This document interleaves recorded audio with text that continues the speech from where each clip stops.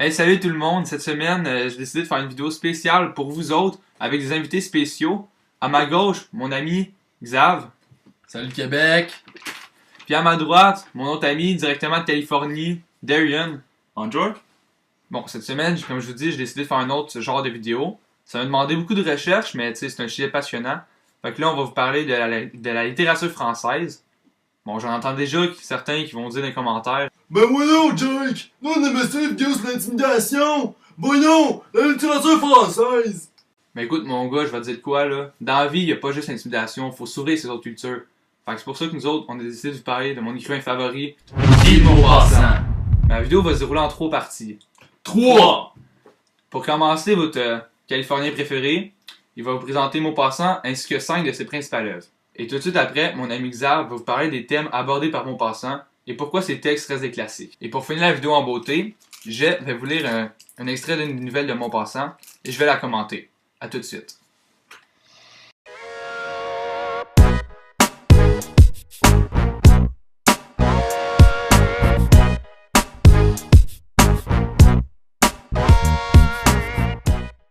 Bonjour tout le monde. Alors, Monsieur de Maupassant est un écrivain du 19e siècle qui a écrit des centaines de nouvelles. Sa carrière d'écrivain a duré environ 10 ans. Il est né à Fécamp le 5 août 1850.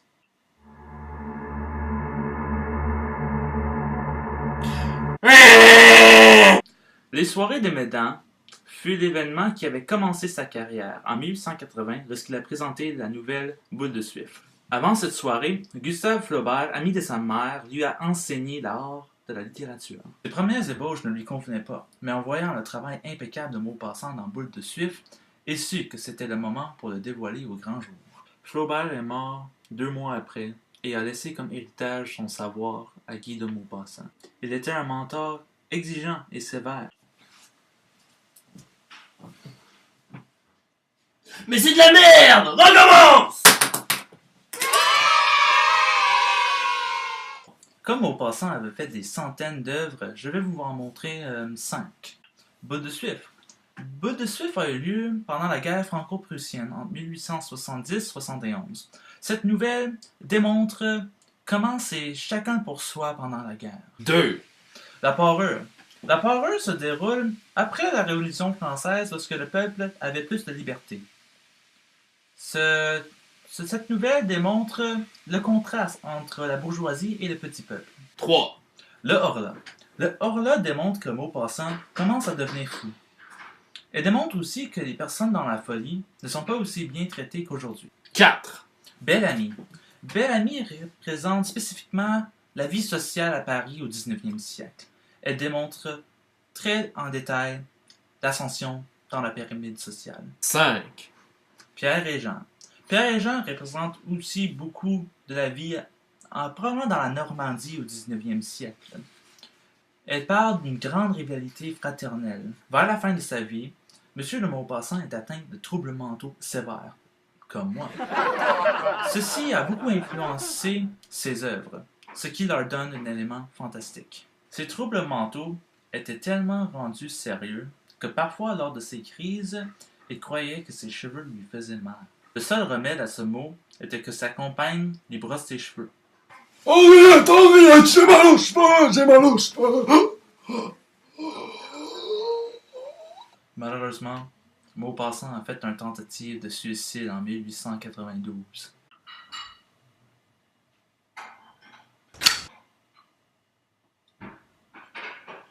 Alfred! Oui, monsieur? Ah, J'ai enlevé vos balles, monsieur. Oh, monsieur! Il meurt en 1893.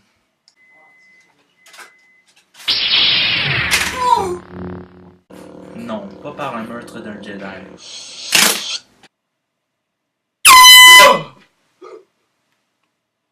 Non, pas par une crise cardiaque non plus. En fait, il est mort par une paralysie générale causée par la syphilis.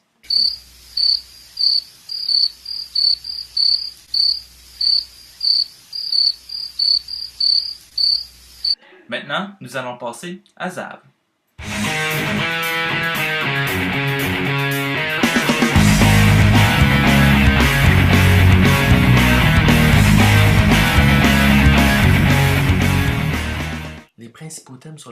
Maupassant écrit sont l'argent, l'avidité et la cupidité.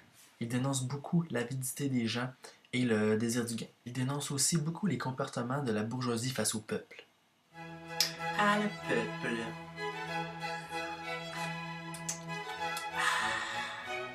Et le comportement du peuple face à la bourgeoisie. Maudite bourgeoisie à merde! Il exprime cette réalité-là parfaitement dans sa nouvelle littéraire La Parure. Cette nouvelle littéraire démontre à quel point que le peuple serait prêt à tout pour pouvoir faire partie de cette classe sociale-là à part. Et que certains peuvent même s'endetter jusqu'au cou pour des choses qu'ils peuvent même pas se permettre. Je trouve que ça reflète une bonne partie de notre société de nos jours. Il y a des personnes qui s'achètent des produits de luxe pour paraître riches, pour le prestige, même s'ils savent qu'ils peuvent pas se le permettre. Maupassant s'attache particulièrement aux filles dans ses récits.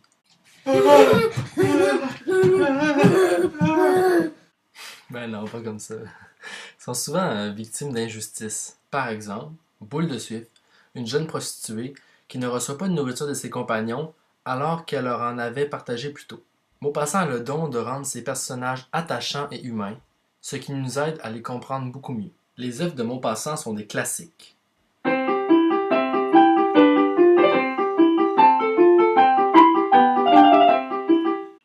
Non, c'est un genre de classique-là. Les textes de Maupassant reflètent certains points très importants de notre société. Ils ont été aussi repris dans des livres, dans des pièces de théâtre, dans des films et même des comédies musicales. De plus, ces œuvres sont analysées et travaillées dans des écoles d'ici et d'ailleurs. C'est pour ça qu'il est évident que ces œuvres sont des classiques. Bon, ben maintenant, on va passer à votre vlogueur favori. C'est à toi, Jake.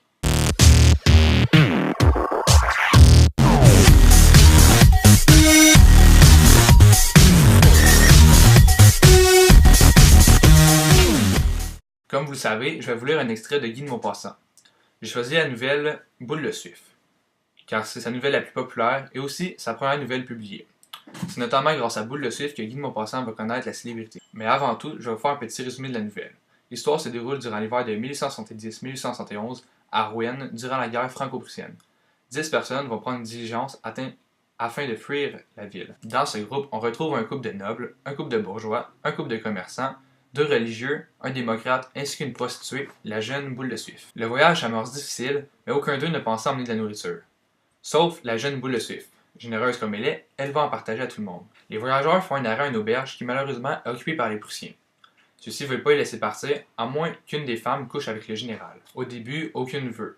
Mais les jours passent, l'ennui s'installe.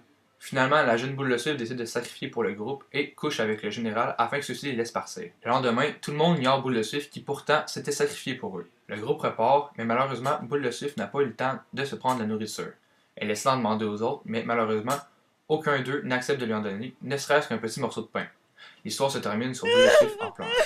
Je trouve que cet extrait représente plutôt bien l'époque dans laquelle elle a été écrite, soit durant la guerre franco-prussienne. Pour ceux qui ne savent pas c'est quoi la guerre franco-prussienne, c'est une guerre opposant la France à l'Allemagne dans les années 1870. Je trouve que cet extrait est plutôt représentatif de l'époque à laquelle elle a été écrite, car justement, elle a été écrite durant la guerre franco-prussienne, et durant cette guerre, les gens ne pensaient qu'à eux-mêmes, c'était chacun pour soi. Deuxièmement, je pense que cet extrait, tout comme la nouvelle Boule de Suif en général, représente parfaitement le style réalisme de son auteur.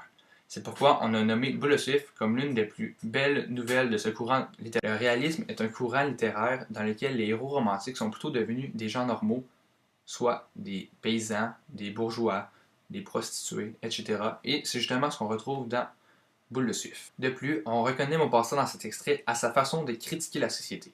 Il s'est servi du réel pour dénoncer les écarts entre les classes sociales, les inégalités, ainsi que l'abaissement de la société en temps de guerre. Bref, ce n'est pas pour rien que Boule de Suif est l'une des œuvres les plus populaires de Maupassant. Il s'agit réellement d'un chef-d'œuvre littéraire. Alors, mon extrait va comme suit. J'ai décidé de prendre un extrait lorsque Boule de Suif est dans la diligence et elle n'a plus de nourriture. Boule de Suif, dans la hâte et l'effrayement de son lever, n'avait plus songé à rien. Et elle regardait, exaspérée, suffoquant de rage, tous ces gens qui mangeaient placidement. Une colère tumultueuse la crispa d'abord, et elle ouvrit la bouche pour leur crier leur fait avec un flot d'injures qui lui montait aux lèvres, mais elle ne pouvait pas parler tant l'exaspération l'étranglait. Personne ne la restreignait, ne songeait à elle.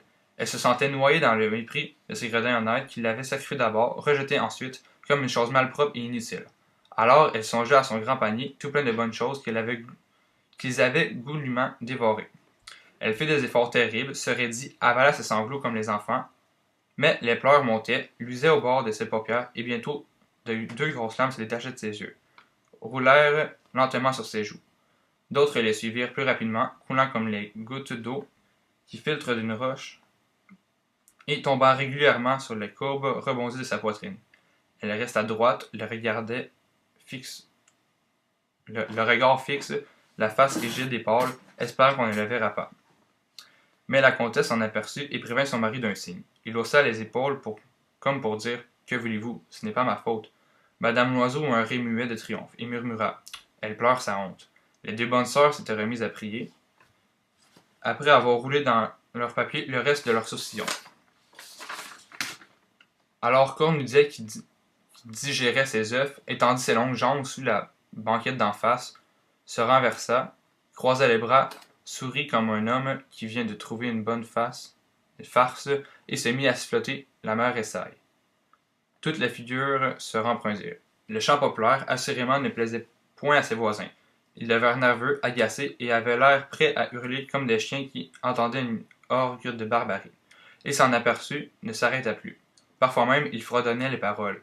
Amour sacré de la patrie, conduit, soutient nos braves vengeurs.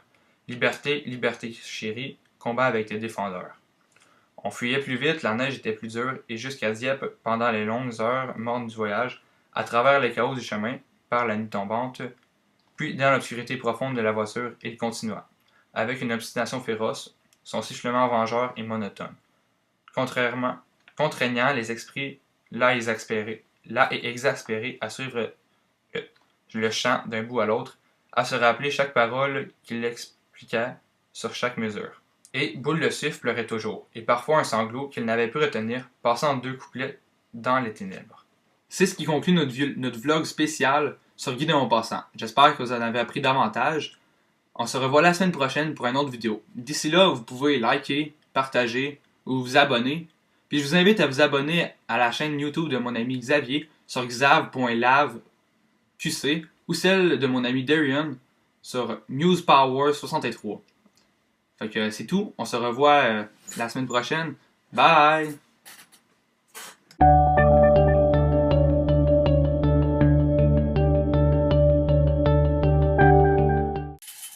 Maudite bourgeoisie à marde!